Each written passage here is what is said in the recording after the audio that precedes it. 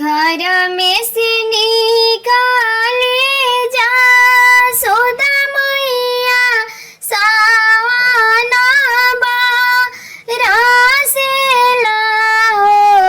ये जसोदा हाथ ले सोने घड़ी यालावा जामुना जला भरे चलली हो ए जसोदा हाथ ले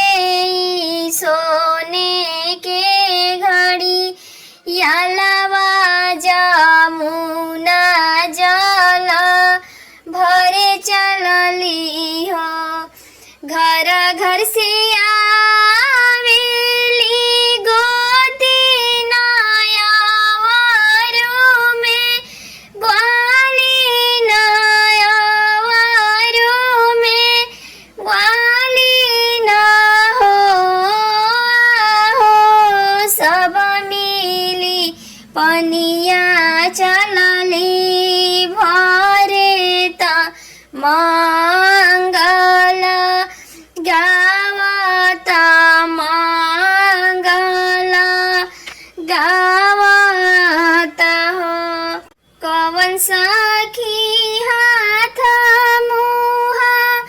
धोवे कवन सखिया सा नन करे कवन सखिया सा नन करे हो या हो कवन सखी भरेली जा मुना द हाथ ले गगरी त हाथ ले गगरी न हो एह पार जसोदा जी पानी भरे अपने सखीन संग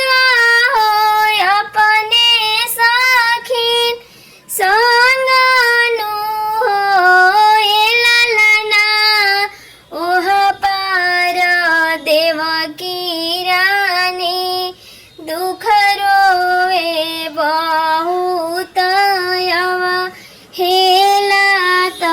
बहुत यवा हेला नु हो ए ललना एह पार देवकी दुख रोवे बहुत यवा हेला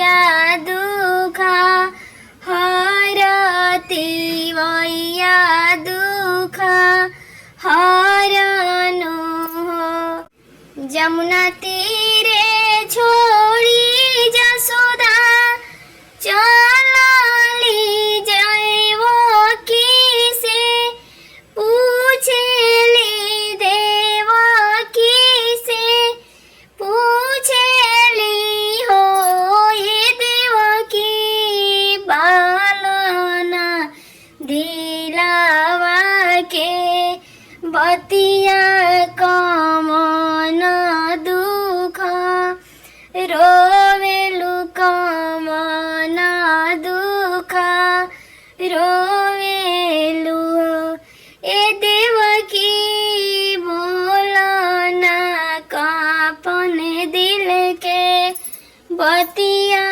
कवन दुख रोवेलु हो किया तोरो सास सूरजीता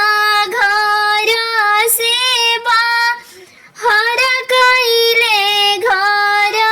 सेवा हर कइले हो ये बहिनी किया तोहरो पिया पर